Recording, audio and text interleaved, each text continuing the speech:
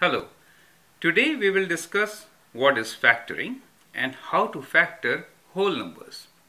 This is good for grade 6, 7 and 8, the middle school students. They can understand the concept. Okay, let's start with the very basic. When we say 3 times 4 is equal to 12, then 3 and 4 are called the factors of 12. What are 3 and 4? 3 and 4 are factors. And what is 12? 12 is called product. So these are the technical terms which you should understand. When you multiply numbers, let's say 5 times 3 is 15. Then what are 5 and 3? 5 and 3 are factors of 15. And 15 is product of 5 and 3.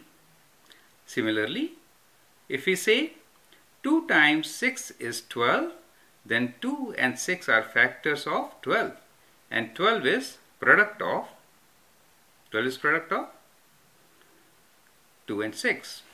Now, is 5 a factor of 12? Well, 5 doesn't seem to be, but how can we find out? Simple division. Let's say divide 12 by 5. When you do so, you say 5 times 2 is 10. So when you take away 10 from 12, you get a remainder. So remainder is there, and remainder is 2. So when you divide the number, then if you get some remainder, then it is not a factor. It is a factor only if the remainder is 0. Let's try with 4. Okay, let's say 4, and let's divide 12 by 4. Then 4 will go 3 times, and then you get 12, and the remainder is 0. Do you see? 0 is the remainder. Now we say that 4 is a factor of 12. So, if a number divides without a remainder, then it is a factor. Do you understand the concept? Correct. Now, let's try to find all the factors of 12. How can we do it? Well, I'll show you a very beautiful technique to do it. Let's start with 1. 1 times what is 12? 1 times 12 is 12. Correct. 1 times 12. Let's try the number 2. 2 times 6. 6 is half of 12, right? 2 times 6 is 12. Correct. 3. We have already seen. 3 times 4 is 12. 5 is not a factor, because 5 does not divide completely into 12. It leaves a remainder, 2. 6, well, you come already. We have already taken care of 6. That means we don't have to try any other number. Okay? We have already seen all possible combinations. From here, let's connect. 3 times 4 is 12. Correct? 3 times 4 is correct? Yes, we found it. 2 times 6 is 12. 2 times 6 is 12. And 1 times 12 is 12. Do you see this? It's kind of a rainbow. So we can make such kind of rainbows for our numbers, whole numbers, and then find out which are the possible factors. Isn't that interesting? Let's try once more. This time, let's try with 18. Now with 18, the numbers could be 1 times, it's good to start from 1. 1 times 18. You know one thing? 1 and number itself is always a factor. 1 and number itself is always a factor of a number. And we may have some more factors. Sometimes we may not. In that case, there are only 2 factors, 1 and number itself. Those numbers are called prime numbers. We'll look into them soon. Okay? Now let's go for 18. 1 times 18 is 18, and 2 times? What is half of 18? 9. Good. How about 3? 3 times what is 18? 3 times 6. 4. 4 will not go into 18. 4 times 4 is 16, and 4 times 5 is 20. We don't get 18. 5. 5, it is not ending with 5 or 0, so you cannot divide it by 5.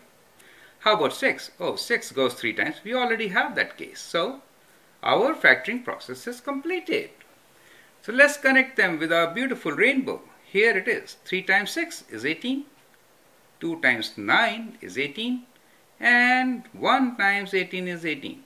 So what are the factors of 18? The factors of 18 are 1, 2, 3, 6, 9 and 18. It is interesting. They have some common factors. Okay. Now let's find common factors between them. So let's say, what are the common factors between 12 and 18? Between 12 and 18. Well, to do problems like this, what do you do? First make a rainbow, find all the factors and write them down. So for 12, we already have a rainbow and the factors are 1, 2, 3, 4, 6 and 12. How about 18? We got 1, 2, 3, 6, 9 and 18. Okay, now which factors are common? 1 is common. 1 is always a common factor, right? Because 1 divides into every number. 2 is also common. 3 is also common. A lot of common factors we are getting. 4 is not common, but 6 is. Right? 9 and 12 and 18 are not common. These are our common factors. Now out of this, which is the greatest common factor?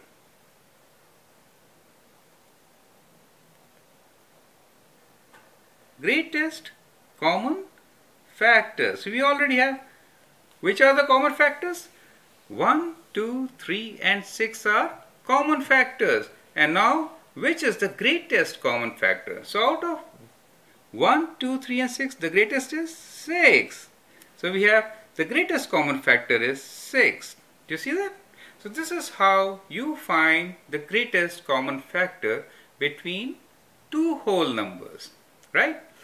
Now, we learned the rainbow trick to find out the factors. And now I will show you another way of finding factors, and that is by making rectangles. You remember rectangles? Sometimes we say rows and columns. Multiplication is all about rows and columns. If we have 3 rows and 4 columns, then how many things are there in it? 3 times 4, 12. So it's a good idea to make rows and columns and figure out how the factors could look like. Let's take our example of 15 this time, okay? Let's say we got 15 beads, correct? Now you have to arrange these 15 beads into rows and columns of rectangles and see how many combination can you make, right? So let's say these are 15 beads. So we do like this.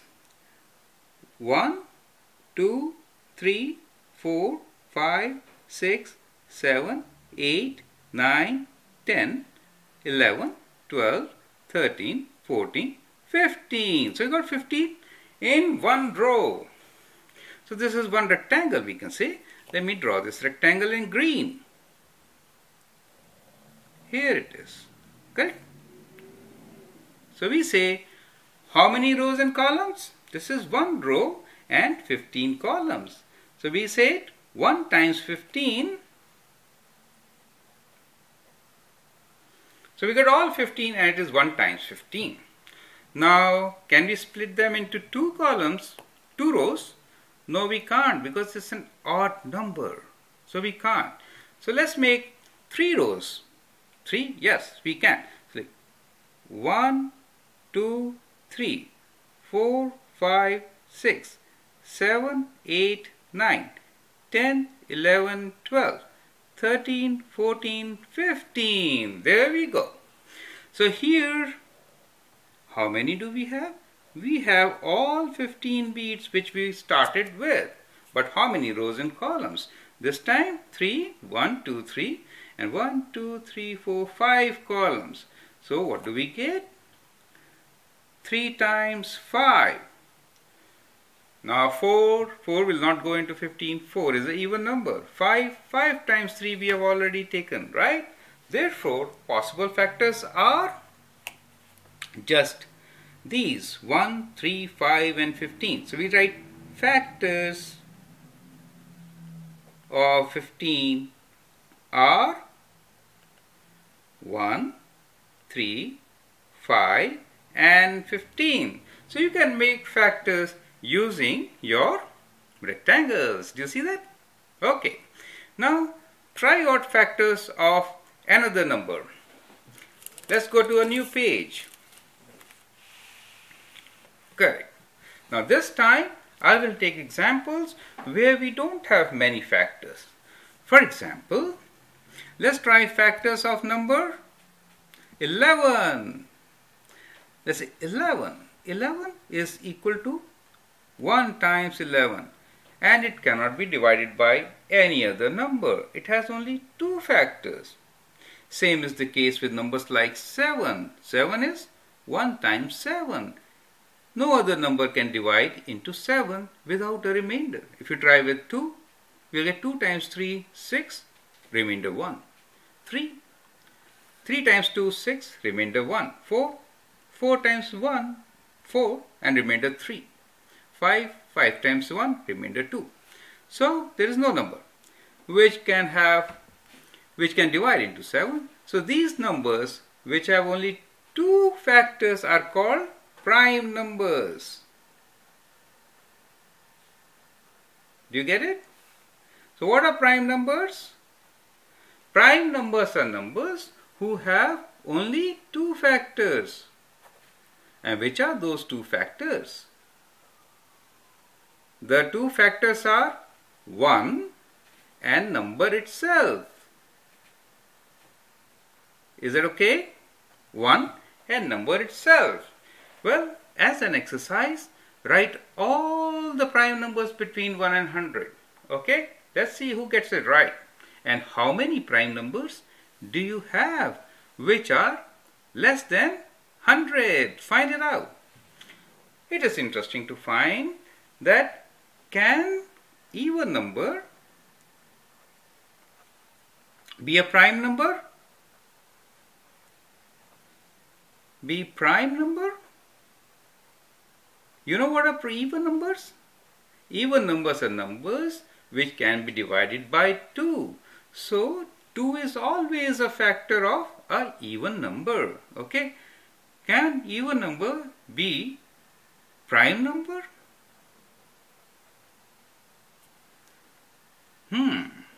Let's say 10. 10 cannot be prime because 2 times 5 is 10. So it has got more multiples than just 1 and 10. At least 2 is there. So all the even numbers will have 2 as their factor. But how about the number 2 itself? Number 2. So I can write 2 as 1 times 2. 1 times 2 is 2. No other number is factor of 2. Yes, it is a prime number. Do you see that? So 2 is a prime number. Another very difficult question. Very, very difficult. Is 1 a prime number? 1. 1. No number can divide into 1. But we know 1 times 1 is 1. This is not prime. Why? Why? Why not prime? Because it has only 1 factor. How many factors do we need for prime number? 2. 2 factors. Do you understand? So 1 is not a prime number. Wow. Never thought about it. So which is the lowest prime number? The lowest prime number is number 2. Number 2 is the lowest prime number, and number 2 is also the only even prime number. Do you see that? Yes, that's very interesting. Now, let me ask you some questions. Okay? Now, if we multiply two prime numbers, let's say if we multiply 5 and 7, two prime numbers, we get some other number. In this case, 35. Then can you tell me what are the factors of 35? What could be the factors of 35? You can definitely tell me, can you? I think the factors of 35 should be, 5 and 7 are definitely the factors of 35, right? So let me write this as 5 and 7. And 1 is always a factor of any number and the number itself, 35. So at least you can give me 4 factors. In fact, when you multiply two prime numbers and get a product, then that product will always have how many factors? Just 4, not more, not less. Well, it seems to be difficult to understand. Let me try more. Okay, let's say 2 is a prime number and 5 is a prime number and we get 10. So what are the factors of 10? 2 and 5 for sure, right? So we write 2 here and 5 here. For number 10, 1 is factor of all the numbers and number itself. So we again get 4. Is there any other number? Can we try 4 divided by 2? No. If I divide 10 by 4, 4 times 2 is 8 and we get 2 remainders. No other number, right? So this is also very interesting to note that if you multiply two prime numbers and get a product, then factors of that product are only 4. Okay? That's it. So I hope you understand the process of factoring and how to find the greatest common factor and what are prime numbers and how many factors product of prime numbers can have. Now, as an exercise, try to find greatest common factor. We sometimes write greatest common factor as GCF. GCF is greatest common factor between these numbers. Okay, as an exercise, find greatest common factor between 12 and 20. This is question A. Between 15 and 5. And C. Between, I'll give you two prime numbers, 7 and 5. Now that's very tricky. Here you'll have many common factors. Here you see 5 itself is a factor of 15. So the greatest common factor should be what? Figure it out. And here it's very difficult to find the common factors, right? And you are supposed to find the greatest common factor. Find it out and let me know if you get it. That is first question. And the second question for you is, if we multiply two prime numbers, that means product of two prime numbers should have how many factors? Product of two prime numbers should have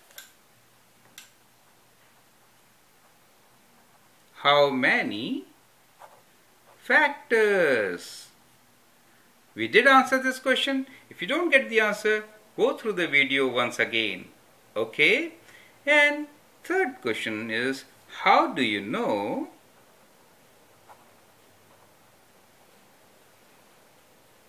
that let's say that 3 is not a factor of 8. Is 3 a factor of 8? We don't know. It is not. How will you show it? That's the whole exercise. And then, if you can answer these questions, I think you have understood the concept. Okay? Now, to do question number 1, what should you do? You can draw a factor tree. List all the factors, just as I did.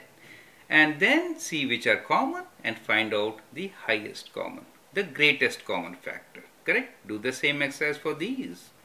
And then think and answer the other questions. Okay? I think you enjoyed the video, liked it, and understood most of the concepts. If I get the right answers for these 3 questions, I'm sure you have. Okay? Thanks for now. Have fun.